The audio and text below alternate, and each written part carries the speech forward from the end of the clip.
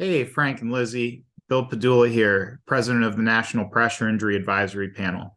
I want to thank you for inviting me to join your show this week, as it's a very important week in the work that we all do in wound care. This Thursday, the third Thursday of November, is Stop the Pressure Day, and it's an international day of awareness around the harm and burden that pressure injuries cause worldwide.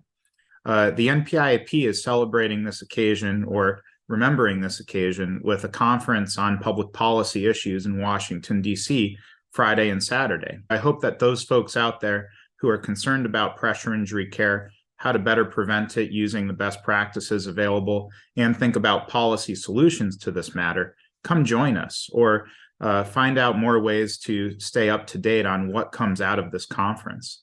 As you know, pressure injuries are really tough on a lot of patients out there.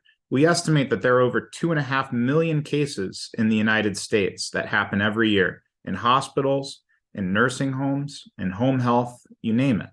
And that's only a fraction of maybe what we observe, that most of these cases go underreported.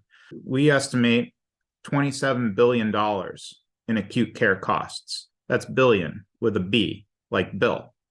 So it's an enormous amount of money that we spend just on the acute care needs of patients with pressure injuries, not to mention another 20 billion that's spent on chronic wound care.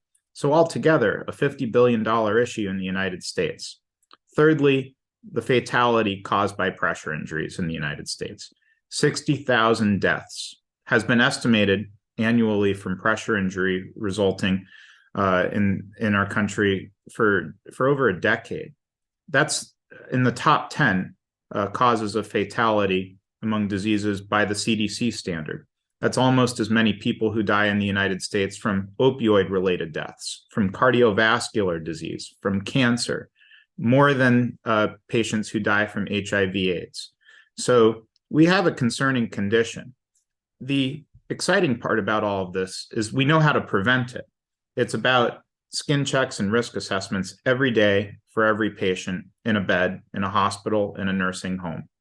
It's about repositioning or positioning systems, managing moisture and incontinence, using the right support surfaces, and managing nutrition. What I like about the Frank and Lizzie show is that when you watch it, you can learn how to implement all of these tools at the bedside to improve patient care. I'm not the clinician, but listen to the real clinicians out there like Frank and Lizzie and the guests that they have on their show, and you might learn something. You might help us save one of these 60,000 deaths, because every patient matters. And the NPIAP, of course, is doing a lot to engage patients, family caregivers, clinicians, and policymakers to ensure that 60,000 deaths, 2.5 million cases, and another $27 billion in acute care treatment of pressure injuries doesn't happen in the future. It doesn't have to be this way. So come join us this Friday and Saturday with the NPIAP in Washington, D.C. And even if you can't, wherever you are, think about pressure injuries this Thursday and what you can do to create awareness around pressure injury prevention in your own community. I want to thank you for your time. And of course, check out the npiap.com website for more information on pressure injury prevention and treatment. Again, I'm Bill Padula, and thanks for the invitation, Frank and Lizzie. Congrats on the success of your show.